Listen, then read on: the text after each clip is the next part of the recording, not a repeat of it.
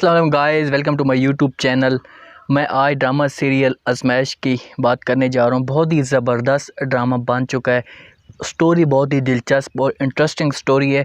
तो जितनी अलमास को ज़्यादा डर होता है, फ़िक्र होती है, हर वक्त डरी रहती है कि कहीं किसी भी तरीके से मेरी बेटी की या मेरी बेइज्जती ना हो जाए, तो उतनी मुसीबत अलमास के ऊपर और निम्रा के ऊपर आ जाती है।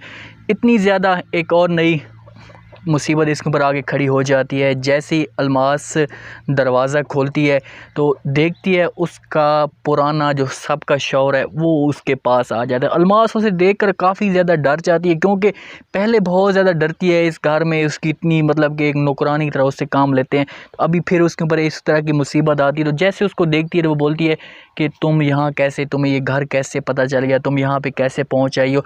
तो वो उसे कहता है कि तू ये की बात करती है, पता नहीं कौन सी चीज़ उसे कहती है कि तू वहाँ पे भी होती ना, कब्र में भी होती ना, मैं तुम्हें वहाँ से भी निकाल आता।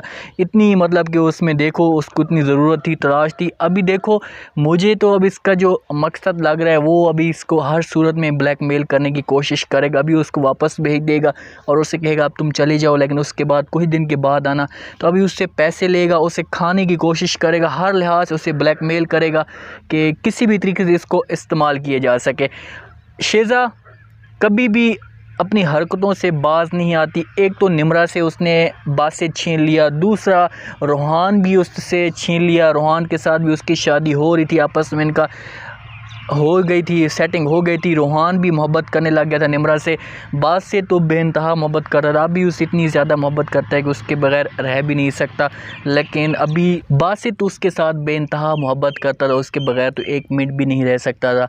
लेकिन उससे भी बेचारे को इतनी सज़ा दी, उसके ऊपर इतनी बड़ी मुसीबत खड़ी कर दी कि अभी उसके बगैर वो हर वक्त उसके सामने नौकर बन के रहे। उसको ताना देती रहती है कि तू नौकर है, नौकर की तरह ही बन के रहे मेरे साथ, या नौकरों वाली हरकतें उसके ऊपर सारा काम उस तरह करवाती है।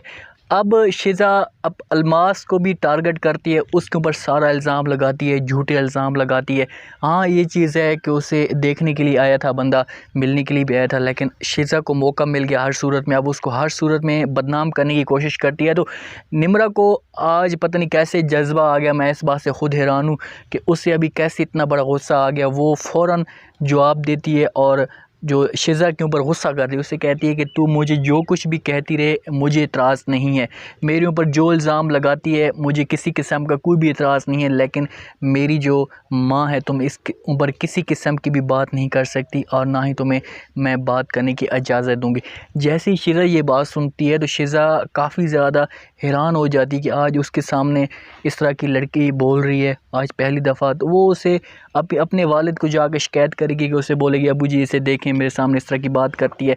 तो उससे वालिद भी अभी जो शेज़ा से है मोहब्बत बेइंतहा करता है निम्रा की निस्बत। निम्रा को समझो बिल्कुल ज़ीरो समझता है, उसके ऊपर तो ऐसा समझो कि मोहब्बत का साया भी नहीं आने देता, उससे नफ़रत हर वक्त। तो वो उसकी सैड करने की कोशिश करेगा। शेज़ा अलमास की बेइज्जती वगैरह हो जाएगी, फिर खामोश हो जाएंगे। लेकिन अब जो उसे बंदा मिलने के लिए आया था ना, वो अभी असलियत सारी लेके आएगा। शेज़ा को भी पता चल जाएगा, अभी शेज़ा के वालिद को भी पता चल जाएगा। दोनों इसके ऊपर फिर नाराज़ होंगे। तो वो फिर उसे अपना ताना देगा, उसे कहेगा कि मैं तुम बेकारी की ही बीवी हो, तो इसी वजह से तुम इस किस्म की हरकतें करती हो सकता है अब शेज़ा और अलमास को इस घर से भी निकाल दें, इस घर से बाहर धक्के देकर निकाल दें। मुझे ऐसी लग रहा है, क्योंकि जिस हिसाब से उससे अभी नफ़रत हो गई है, अभी जिस हिसाब से उसके ऊपर सबूत आने शुरू हो गए हैं, तो ऐसा हो सकता है। तो उम्मीद है ये छोटा सा रिव्यू, छोटा सा प्रोमो आप लोगों को पसंद आया होगा। कमेंट्स में आपने अपनी राय लाजमी देनी है और चैनल को लाइक सब्सक्राइब लाजमी कर देना है। अपना ख़ास ख्याल करें, दुआ में याद रखें। मुझे दीजिए इजाज़त। अल्लाह हाफ़िज़।